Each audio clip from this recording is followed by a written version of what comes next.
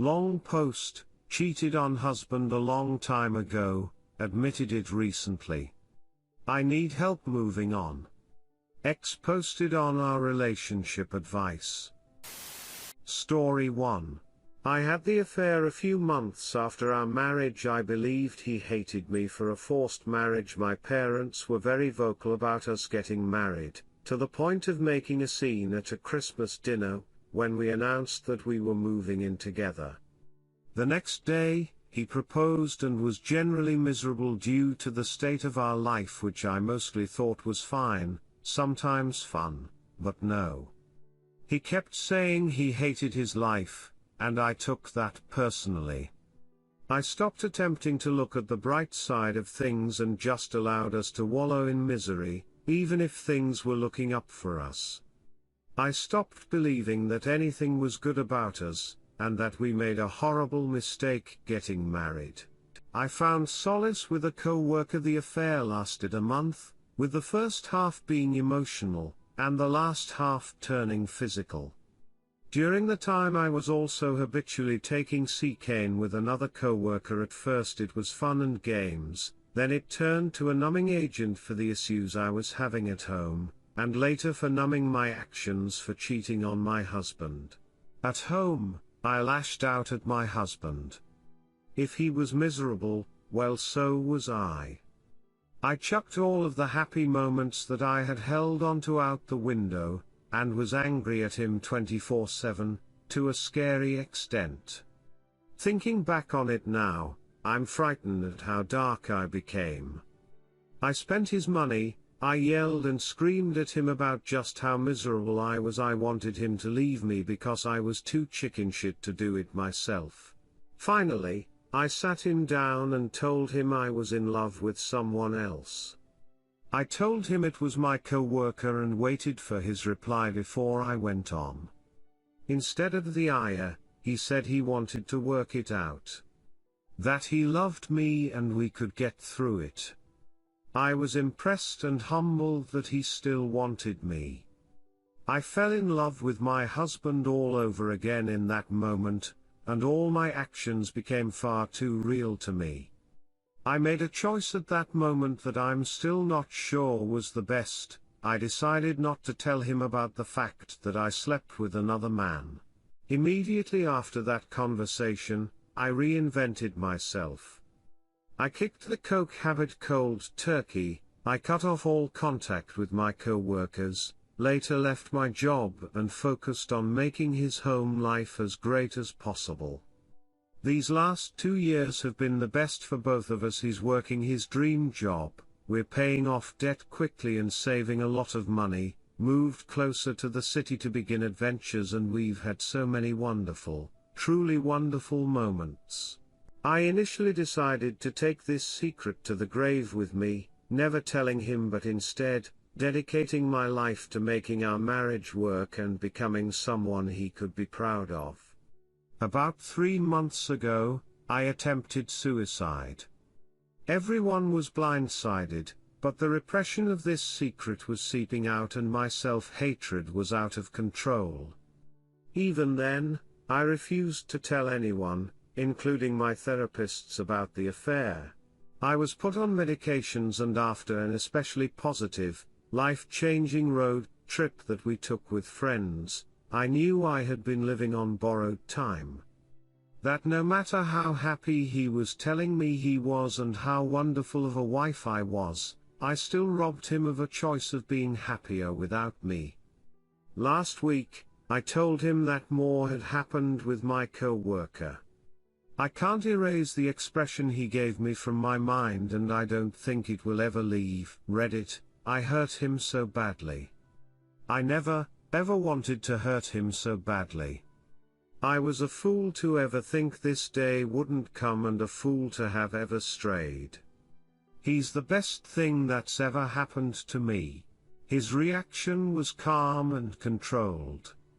After being silent for a while, he said he wanted to work it out, mostly over the fact that the last 2 years of our life were the best he's ever had, according to him, and that I had changed to a large degree from who I used to be.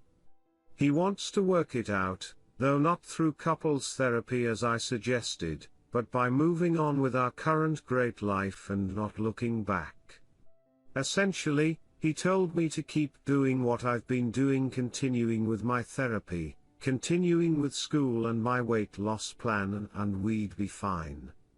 Along with the repression of this secret, a backlog of self-hatred, regret and desperation had finally caught up with me. I was 51-50'd overnight last week by my psychiatrist as he feared I would hurt myself.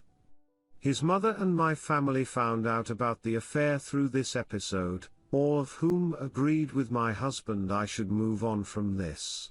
I'm happy every time I see my husband after he gets home from work, when he wakes up in the morning, and he's complimenting the fact that there's no growing dark cloud over my head anymore. My eyes are brighter, my smile is bigger. He believes this is the beginning of a greater chapter in our life together. Everything is better than expected, so why, when I'm alone, do I go insane? I cry non-stop over the fact that I hurt him, that I deserve none of this, that I've already lost him, and it's only a matter of time before he leaves me. I'm frightened of the fact that he's stayed with me. I want to yell quite loudly for him to run away, far away, and quickly. I know if I don't get over these emotions, our relationship doesn't have a chance. I don't want to sabotage it anymore. Reddit, how do I move on? How do I begin forgiving myself? TL, doctor, cheated on my husband during a very bad spell in our young marriage about 2 years ago. After telling him I had emotionally fallen for someone else, he said he wanted to work it out. I kept the fact that I had slept with someone else a secret and worked hard on our marriage and myself over the last 2 years to much success. We're both very happy. However, the repression and self-hatred was getting out of control, and after a suicide attempt, I admitted to my husband recently that the affair was also physical. He's forgiven me and wants to move on. I'm having a hell of a time forgiving myself. How can I accomplish this and begin to move on as he has? Story 2. My story, the aftermath plus year update.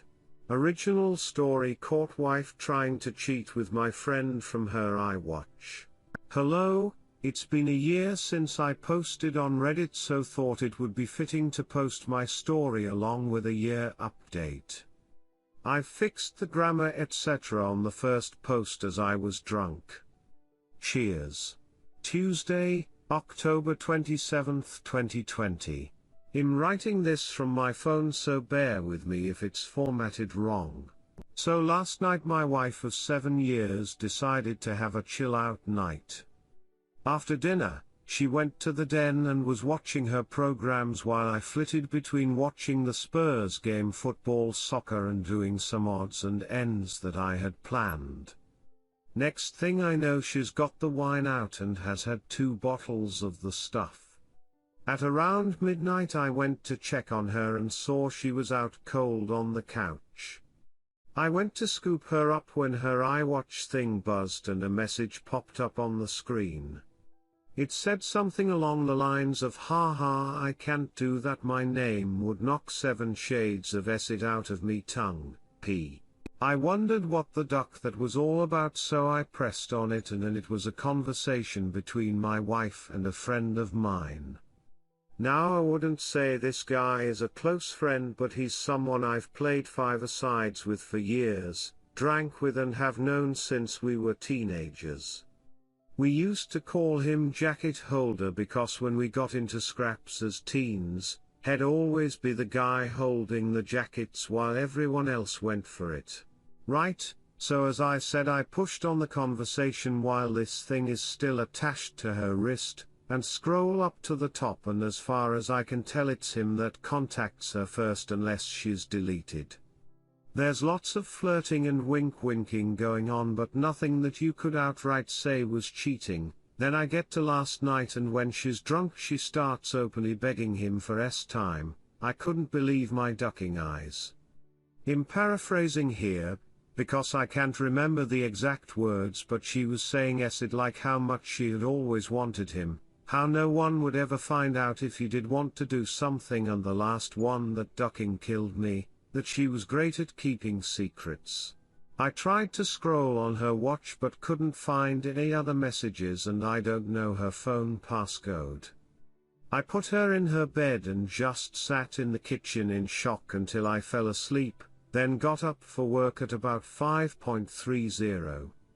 When I went to get in my work van, I just slumped down on the wheel and realized I couldn't face it, so I went back in the house, grabbed a half-drunk bottle of vodka, filled it to the top with Coke, and went on a walk down the railway line. We live beside a lot of woodlands and a disused railway line that goes for miles, and I've walked about half the length of it. I'm sitting under a railway bridge like a ducking troll right now, just seething at the whole thing. You'd probably think Teresa fire going from a mile away due to the steam coming out of my ears. So what do? I don't want to speak to her. I can't even bear to look at her after reading that essay. It was like a dagger through my heart. I just feel like every morsel of love I had for her has evaporated into thin air after reading her begging like that, ducking yuck.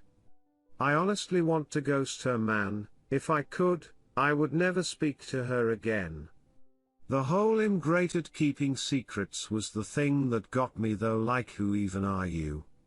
It reeks, but it's a case of how far down the rabbit hole do I want to go.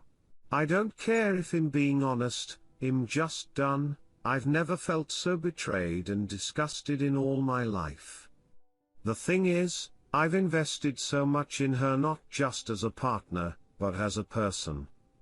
I loved her so much and thought her personality, and by extension, my personality, reflected that of good people. To realize she's a backstabbing snake, makes me feel like a snake. I feel like a worse person than I was yesterday. The only way I can describe it is for someone you looked up to, took advice and life lessons from, to suddenly find out they were a pedo or a pissed or just a downright creep. Your entire perception of yourself and who you are would be shattered because you've taken on board what they've said and invested time into a creep. God. I'm rambling nonsense, I apologize. I'm lucky in that our house is owned by my parents, who 6 years ago moved to a retirement village and we moved in. The house will be bequeathed to me when they die, but I don't and hopefully won't own it for a long time. They couldn't be bothered with the upkeep and all the problems etc. and wanted to see out their final days in peace, so when we do divorce, my soon-to-be ex won't be getting her hands on it. So what do then? I'm honestly thinking of just not saying a word and throwing her right out. Also, while walking here, it went through my mind to get my mate, who's a locksmith, to quietly change the locks today. I could feed her any old garbage about something from the doors being broken. She won't care what's going on anyway, as long as I'm about. Then after he's done, lock the front door and tell her to come and look at something out the back. When she comes out, run back in and lock the door behind me. That sounds childish as duck, doesn't it? Seriously though, I don't know what I'm gonna do. I'm staring at a bottle right now and my life feels like it has been ripped apart at the seams. As for that prick so-called friend of mine, Therese, no doubt he was up to something here. There's also no doubt I wouldn't have caught wind of this at all, so I'll be seeing him very soon. Never mind holding jackets, hell be holding his face. TLDR, caught wife trying to openly cheat on me with someone I considered a friend from her iWatch. Wednesday, October 28th. Thank you to everyone who reached out to me after my first post, was appreciated. So yesterday, after I had written the post and was in a complete mess, 2 dog walkers came over to check on me as I was concerning them. I told them everything, They listened, and the first thing one of them said to me was, "Son, the worst thing you can do right now is drink, it'll cause carnage." I have to thank her for that, because I was on the highway to hell at that point.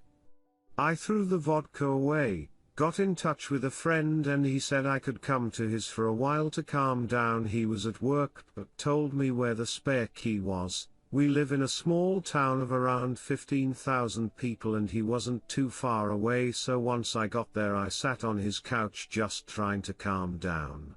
Throughout the morning I was getting multiple texts and phone calls from my wife asking where I was and what the hell was up, as my work van was still sitting in the driveway and I was nowhere to be seen. I texted her back telling her that there was a problem with the engine, so I got a lift into work, which she seemed to buy as she just texted back saying okay. When my friend got back from his work at about 5 o'clock, I told him everything that had happened and asked him his opinion. I also told him not to tell anyone about jacket holder, as that might then get back to my wife, which I didn't want at this point. I would deal with him later. By that I mean he'll expose what a little rat he is. Knocking duck out of him doesn't help me at all as of now. As an aside to the people saying he had done nothing wrong, he messaged my wife first. He was being extremely flirty. What the duck is he even playing at messaging my wife for in the first place? He only knows her in passing, from afar. Look, I've got no problem with two adults conversing with each other, but they hardly knew each other and it was flirty from the start as far as I could tell. I think they've seen each other while out and about and it's gotten flirty then. So my friend convinced me to try and keep a low profile and see what I could dig up, but at the same time speak to a lawyer and get the ball rolling in terms of finding out my options, which I have done today. He took me home about 6 o'clock and I was honestly dead on my feet by that point. I think the adrenaline pumping the entire day then suddenly stopping, knocks it right out of you, so I was extremely tired when I got home. The second I walked through the door I knew something was up, as my wife was on me right away asking me all sorts of questions about work. I asked her why does she even care. She said that it left my big flask and lunch bag in the front passenger side seat of my van and something's been up today. She could feel it. I was about to lie, but I was just too tired. I couldn't be bothered putting any sort of charade up, so I just said yeah, there is something up. That when I was putting her drunk assay to bed last night, a message came up on her iWatch, which I read, and all the other ones, and that she was a ducking disgusting cheat that I wanted nothing more to do with. Her demeanor went from an arms-crossed person in power to a scared little girl within about a second. Great at keeping secrets, eh? Begging that little rat for time, eh? Yep, read it all. She started sobbing and I walked away and upstairs into the shower. When I got out she was sitting on the top stair crying still, and the excuses started right away. How she was drunk, vulnerable, had never done anything like that before, how he had messaged her first and it didn't mean anything, she was never gonna go through with it. Pretty much everything that everyone on here was saying she would say, like she had the playbook out. The only thing she didn't do was try and blame me. She probably knew I would have thrown her right out the door if she had tried that it. I told her that I wanted a divorce and her out of the house within a month. Also told her that she was moving to the spare room. I've been pretty much ignoring her ever since, just scowling at her and shaking my head when she starts waffling nonsense. I don't want to hear it. She slept in the spare room last night and I haven't spoken to or texted with her at all today. If I'm lucky maybe she'll be gone when I get back from work, but my luck's not that good, I suppose. On getting her out though, I was telling my parents what was happening and my mother was adamant I wasn't throwing her out onto the streets. She and my mother are close and always have been. We've been together 11 years in December. My mother was saying she made a mistake and that we should sort it out like adults, that we've been through too much together and that she didn't actually do anything, it was just words. She completely took her side over mine, couldn't believe it. Could this duck me here? Like, do I have no right to ask her to leave if my mother is against it?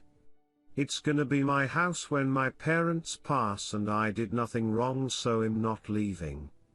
It's probably gonna turn into a War of the Roses Part 2. I managed to get myself an appointment with a divorce lawyer for next week, so I'll be going to that to discuss my options. Until then I'm just gonna ignore my soon-to-be ex-wife, I guess.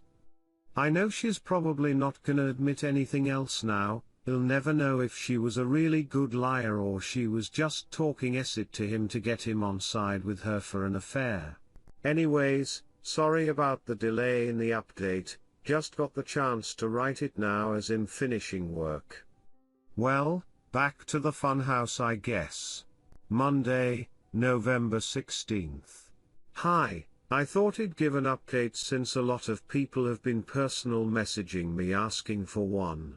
It's now been 20 days since I found out my wife was trying to cheat on me with my friend and the situation has become hellish. I gave her a month to get out and she's been sleeping in the spare room, but it's clear now she doesn't have any intention of going after she got in the ear of my mother. She doesn't have anywhere to go at any rate, but that's not my problem. I've seen my divorce lawyer multiple times, and am now in the process of drawing up a divorce petition and having my wife served divorce papers. I've also opened my own bank account and taken 50% of the balance from our shared account. The atmosphere around the house has been weird, to say the least.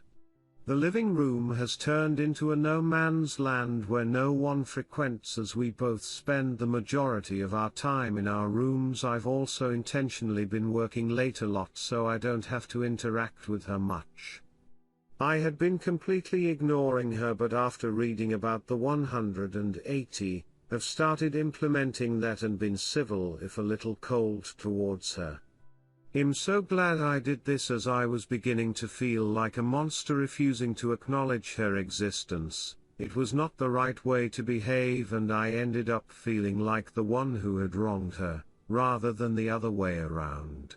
The only time I broke from the 180 was when I walked into the bathroom last week, and she was sitting on the floor by the bath crying.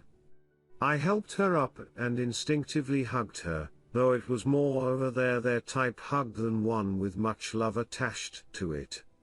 The sad thing is that I'm so suspicious of her now, that I wouldn't put it past her to be waiting on me coming in so she could put on a performance.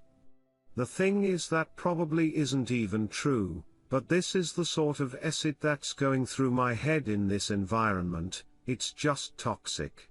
She's been crowing about how she'll do anything and everything to save this marriage, anything to prove to me that it was just a silly mistake, so I brought up a lie detector test.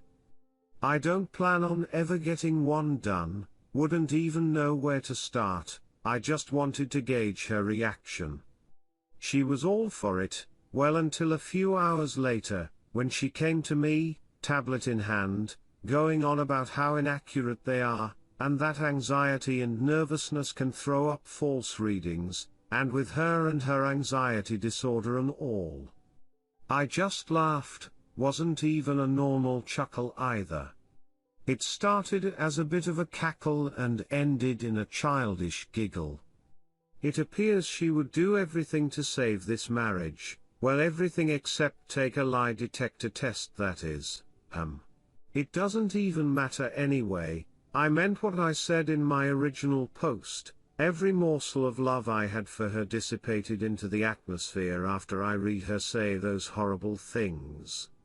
I don't see her as my true love anymore, the person I could tell anything to and would trust with my life. I just see trash, Trash that needs to be taken out before it stinks the place up. Jacket holder has been the talk of the town since I exposed him to our friend group a few weeks back. It's safe to say, he has no friends left among us and has been completely ostracized. I tried phoning him a few times but he refused to answer, then blocked my number. Duck that little rat, I hope it was worth it. I've spoken to my mother multiple times about this and during a heated argument asked her why she was taking my wife's side. Like, was there something she wasn't telling me here? What was she expecting? Us to live like roommates? Go on like nothing happened? It's ridiculous.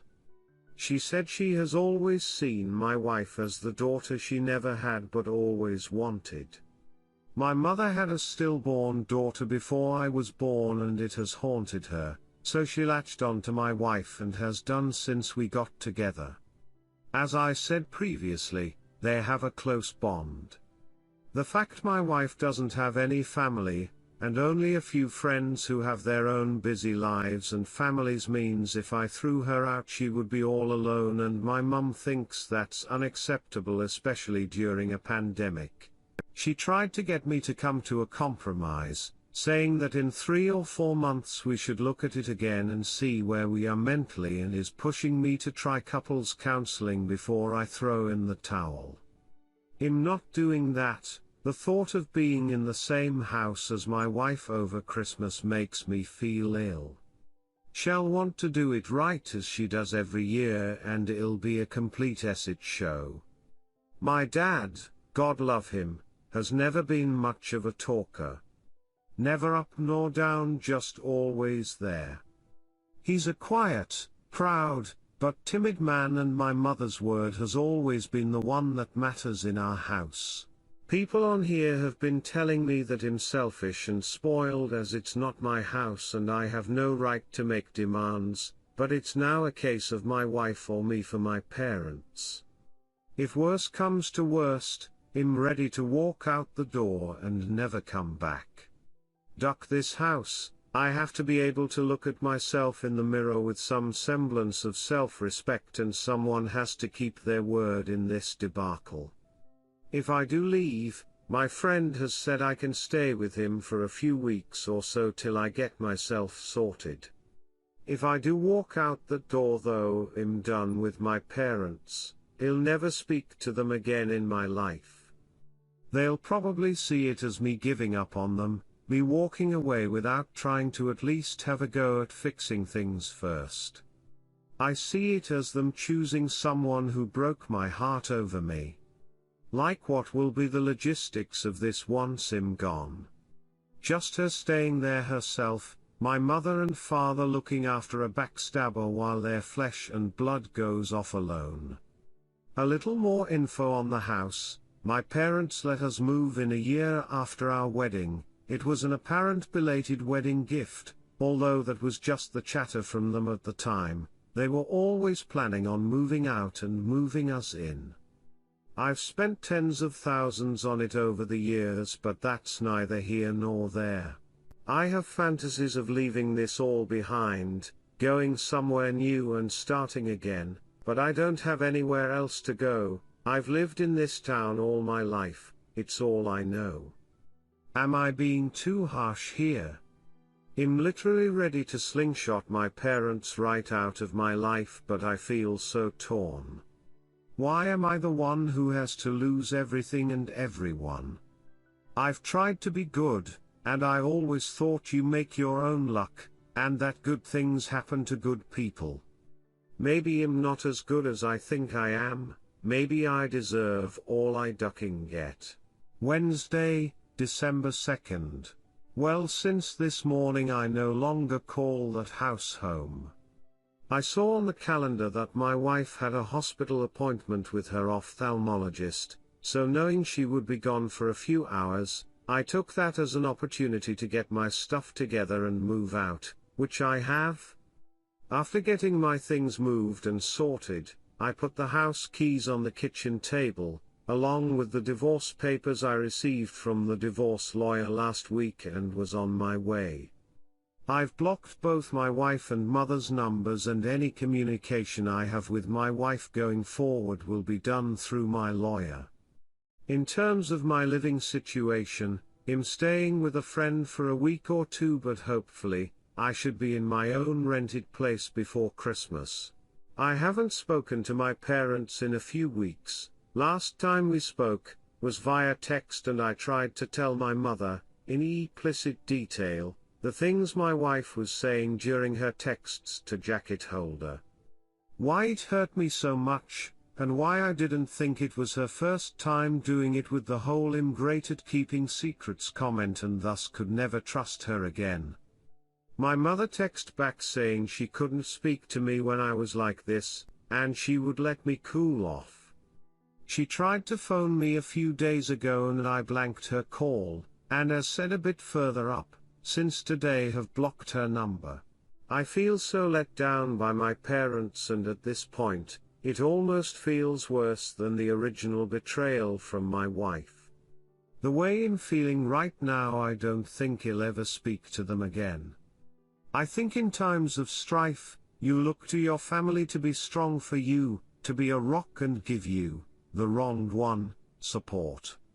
My parents have been weak, they've made me feel like the one in the wrong, like I'm overreacting, and it's me that's ripping this family apart. Well, it's not.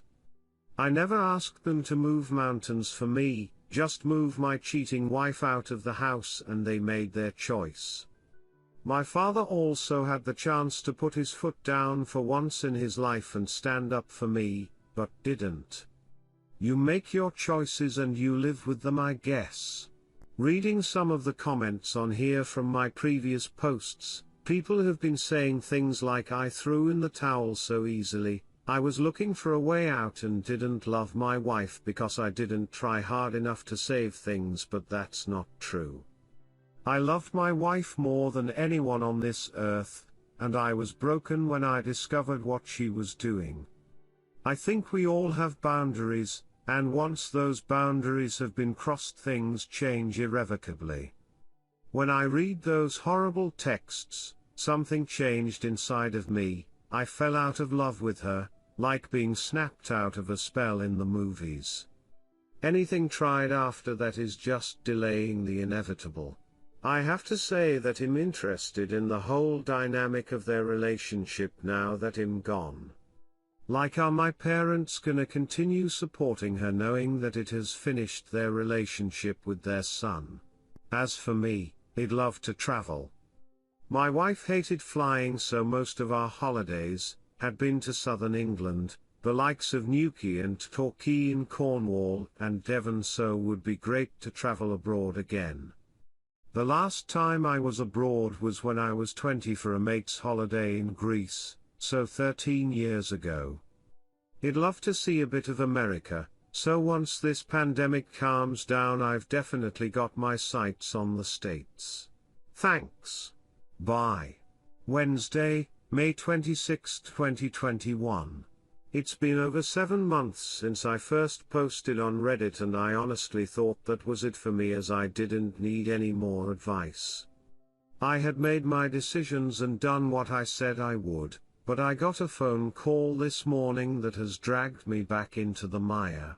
I have moved 15 miles away, changed my phone number, and am still in the process of divorcing my wife. She has completely ignored all the requests from my divorce lawyer to cooperate, which has hindered things. We're now in the process of putting in an application for deemed service and trying to have her served officially by the courts. If she continues to ignore, then I can proceed with a divorce without her input. Well, this morning while at work I got a phone call from my friend telling me that my dad was trying to get in touch as my mother is not well, and would it be okay if he gave him my number. I said okay, and my dad phoned to tell me mum is in hospital, she's stable though not great. Obviously, I was shocked as I've not heard my dad's voice for so long. It was also the most emotional I've ever heard him. He told me my mum really wants to see me, so would I meet him at the hospital tonight and go in and see her with him. I said okay, and I've arranged to meet him outside the hospital. I ended up going home from work as I couldn't concentrate and am climbing the walls here, wondering if I've made the right decision, wondering if I'm about to get dragged back into this shit show that I walked away from. I've never felt so nervous in my life, and the lack of control I have over the situation has sent my mind spiraling in lots of different directions.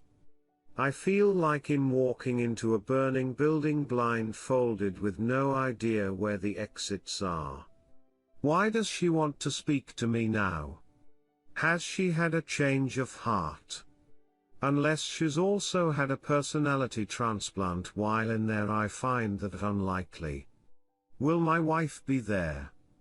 I have no interest in ever seeing her again. I'm still angry about what transpired with them and the way they took my cheating wife's side over mine. I've been going back and forth in my head about going at all, but I will go. I was also thinking about seeing if she wanted to speak over the phone instead, but not sure if she would do that or even if she's well enough. I feel like the bad guy here and that I might have caused this from walking away. How would you handle this? Saturday, May 29th. Sorry about the late update. I've spent the last few days trying to digest what happened and how I feel. So I did end up going to the hospital on Wednesday night after much toing and froing. I was genuinely about to back out at the last minute as I felt my bottle crashing, but I needed some closure and knew that I wouldn't forgive myself if I didn't go and something happened. When I drove into the hospital car park, I had this surreal feeling of paranoia and was half expecting my wife to jump out from behind a bush or something. I met my dad at the entrance and it was pretty awkward as he tried to hug me and I said no. I then said if my wife is here in any way, shape or form, then I am about turning and out the door. He assured me she wasn't and we made our way to the ward where Mum was. When I saw my mother, I got the fright of my life as she looked like she had been in the wars. Never have I seen her look so frail. She's got an extreme black eye, also a lot of bruising and purple yellowness down one side of her face. She took a serious fall, broke 2 ribs, shattered her elbow and binged one side of her head face on the ground. So elbow, ribs then head in that order as she went down. She looked zombified but perked up when she saw me. She told me how much she's missed me, and that she wasn't sure she'd ever see me again. I told her if she had really wanted to get a hold of me she could have done. We spoke for a bit about what exactly had happened, and how she was down for a few hours before my dad found her. Also that she was determined to get back to normal and mend bridges with me. I brought up my wife and that I had been pushing for a divorce, but she was either ignoring the letters or wasn't getting them, so I asked if she's still in the house. Mum admitted she was and Dad started to look uncomfortable. I just looked away in disgust. Mum started saying how lost my wife is without me and that she's not in a good way. I knew then that nothing will change. She's not had an epiphany or seeing things from a new perspective, she just wants the status quo back. She said that the house is my home and always will be, but I told her I don't want it. It means nothing to me anymore and all it holds are bad memories. I stayed for under an hour all in all. When I left I said if I want to get in contact I will, but don't be waiting over the phone for me to call, as you might be waiting a while. When Dad walked me out he asked if I would keep in touch with him and I said I would. Whether that's right or wrong I don't know, time will tell. When I got home my emotions were a bit all over the place, from sadness to anger, but I'm glad I went.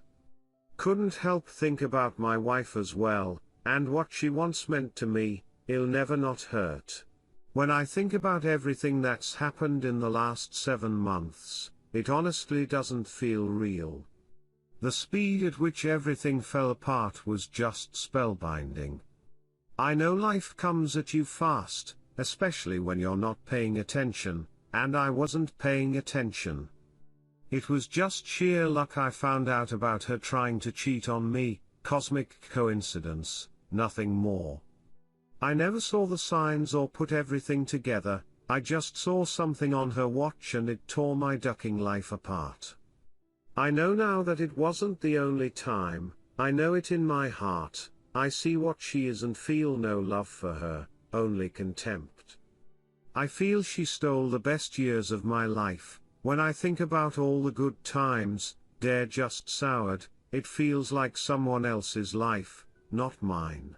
My friend was saying I should see her pissed or something to try and let everything out, or else this will fundamentally change who I am and the way I build relationships going forward. That's something I'm going to do, I think, as I do feel a bit broken inside. The last 7 months have been the worst of my life, but I'd rather they happened than been kept in the dark.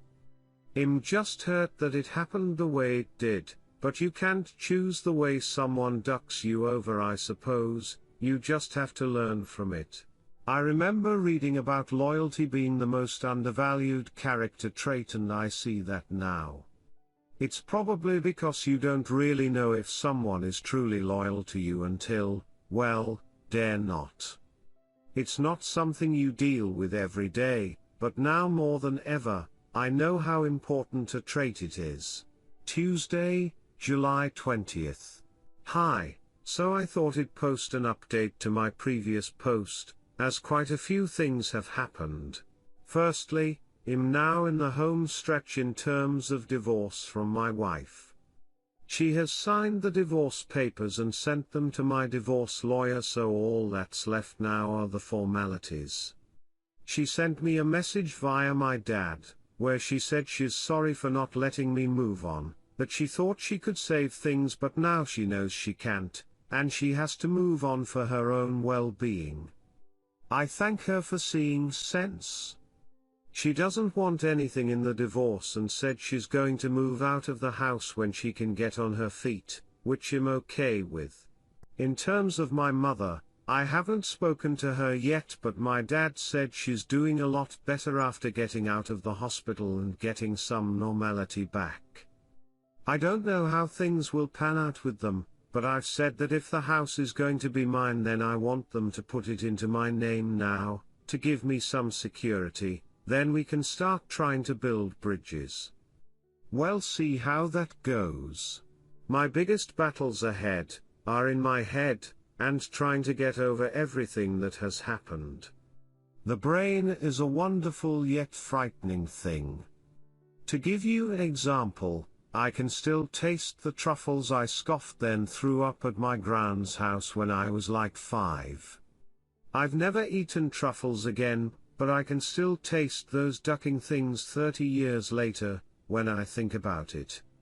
What I'm getting at is I don't want to harbor thoughts, feelings and opinions about everything that's happened 30 years down the road. I don't want to be one of those older people who's had everything good knocked out of them by the pain of life. You often hear about those people, how they used to be good, kind or funny, but somewhere along the line, they've had experiences that have forever changed them, turned them into a person they never wanted to be, and all that's left is pain. I don't want to be that person. I have to let this pain go before it consumes me. I have started therapy and spoken to a psychiatrist both over the phone and in person, and it has helped me a lot to speak candidly about everything, if only for a little while. My psychiatrist also said something to me that really struck a chord. When I was moaning about how my best years were behind me, she said, "Your best years are the years you've got left." What I think she meant is the past is gone, it doesn't exist, except in your mind, but the here and now does, and you can choose to make the most of it, or live in a past that isn't real to anyone but you. It's definitely a phrase I'm going to try and remember when I feel down. I said in one of the previous posts that I wanted to travel, and that is finally happening. My friend has committed to coming with me and we're booking a flight to New York at the beginning of October for a week. Really looking forward to it. Always wanted to see New York when the leaves change. Reminds me of that movie You've Got Mail. I want this to be just the beginning of my adventures in terms of traveling. I want my latter 30s to be littered with memories from escapades I've had abroad. Well, that's the plan anyway. All I know is that for the first time in what seems like a long time, I'm waking up with hope in my heart and walking with a spring in my step. If that's not progress, then I don't know what is. Wednesday, October 27th. Well, it's now been a year since my first post on Reddit, so thought it would be fitting to give one last update and end things here. First things first, I'm now officially divorced. Feels like a weight has been lifted, but also a firm end to what was nearly a third of my life. I actually saw my ex-wife for the first time since last December as I was walking into a shop in the town center about a month back, after visiting a friend. She was opening the door to walk out just as I was walking in. We were both wearing masks, but I noticed it was her right away and we made eye contact. She mumbled something that I couldn't make out, then we just sort of stared at each other for a few seconds, then I walked inside. As I was walking around the shop, this feeling of utter sadness just enveloped me and I had to take a minute to compose myself. It just goes to show, all it takes is one look for you to feel straight back to square one. Do I miss her? No. I miss the person I thought she was, but that person doesn't exist anymore, if she ever did. I don't wish her hurt or hardship though, I really don't. I just refuse to move forward any longer with hatred in my heart. The only personal burden in the long run is me. I also found out from a friend's girlfriend that she was sure she saw my ex-wife outside a pub in the city, all over another guy a couple of years back. Apparently she never said anything to me or my friend because she wasn't sure it was her and she didn't want to meddle. I'm extremely pissed off with her as I could done with that information years ago. It's hardly conclusive, but I could confirm if she was out that night etc., and it would have saved me a lot of heartache in the long run. Now I know why I've never liked her. One of the reasons we wanted to book a flight to New York in October, apart from wanting to see NY in autumn, was that the travel ban between the USA and UK was supposed to be lifting in September for fully vaccinated travelers. Unfortunately, that has now been moved back to November 8th, which has put our plans into limbo. My friend also can't get the time off work now till the new year, so if him to go then he'll have to go alone, which is a bit acid since we were both invested in going together. I'm pretty set on going in the new year with him, though he'll have to think things through more thoroughly. One thing this pandemic has consistently been able to do is throw up curveballs, so I really can't complain or say I'm surprised. He'll get there though, by hook or by crook. This is just the start of my journey in that regard. Remember, I'm struggling when it comes to my parents in that all I feel towards them is complete apathy. I'm just having a difficult time feeling anything, and no matter how hard I try, I don't think that'll change. My dad has tried to build back the relationship again, but I just don't care anymore. That might sound harsh, but it's the truth. I said in my last post that I wanted them to put the house in my name, though I haven't followed up on that. I think I was just angry at the time and wanted to assert some dominance at the outset of our conversations, but I really couldn't give a duck about that house. I think I would rather live in the house from Nightmare on Elm Street than there. It wouldn't change anything anyway. It can't turn back time unless it's turned into a time-traveling house since I've gone, or circumvent what they did. It's just the sad consequence of the choices they made. To anyone out there thinking of forgiving a cheater, please don't, I implore you. You're flogging a dead horse. Don't be that person, desperately scrambling to put out fires started by your cheater partner while they gleefully reignite them.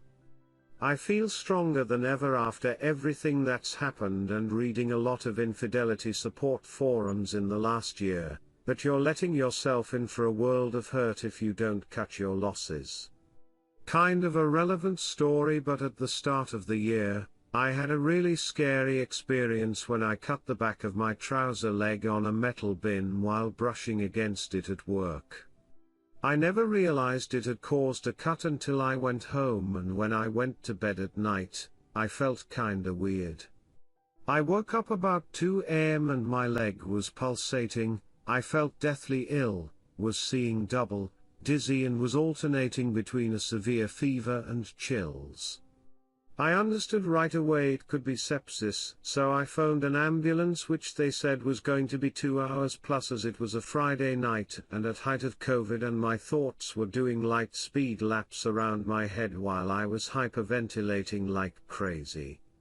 Do you know the only thing that calmed me down when I was freaking the duck out?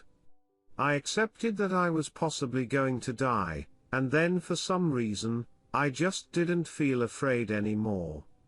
I don't know if it was the whole accepting fate state of mind, but when I accepted that it might be over, it took all the permutations out of the equation and everything became very simple and calm. I've been thinking about it a lot lately, and when I think about cheating betrayal I feel very similar. You have to accept that what you had is over. It's long gone if someone is willing to plunder such depths and stab you in the back so mercilessly for their own gratification. Fighting that unwinnable battle is noble and all, but when you're pissing into the wind with lottery odds of success, is it worth it? Is it worth the pain? I don't think so. I understand everyone has their own situations with kids etc., but some fights are just straight up folly. Accept that it's over and things will quickly become clearer. That's just my view. It's only after we've lost everything that we're free to do anything. Tyler Durden, Fight Club. It's funny, I haven't written about my thoughts and feelings since I was in high school. I work up roofs for a living.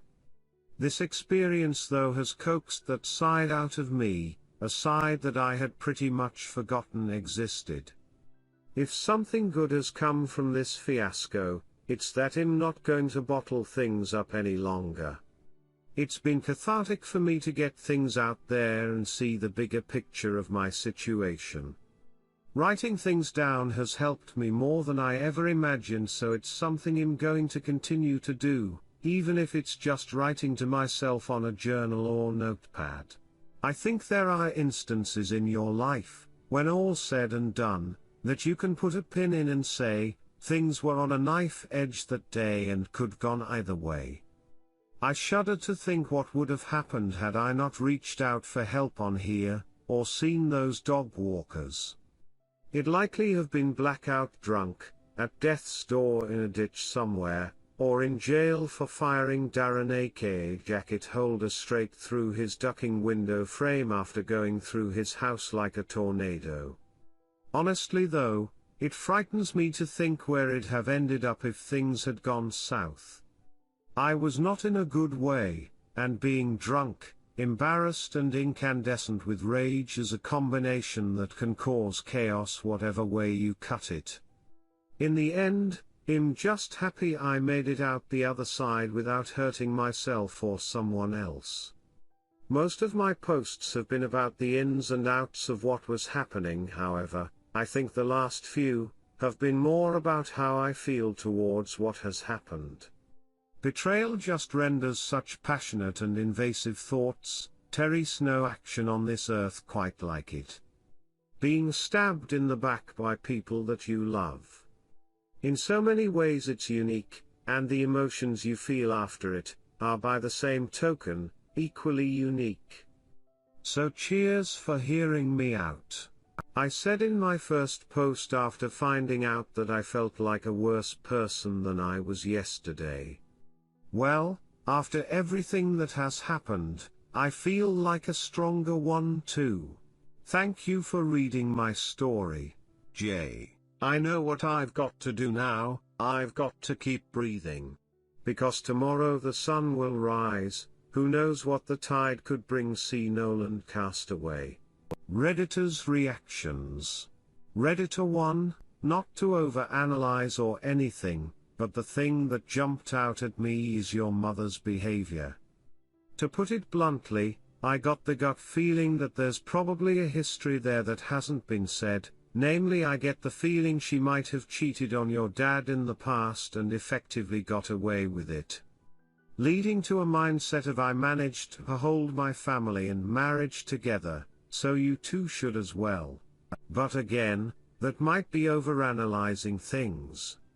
Fact is, by siding with your ex, your mom lost both of you in one shot. Glad that your ex finally relented and saw it was over. I've no clue why people like her do that.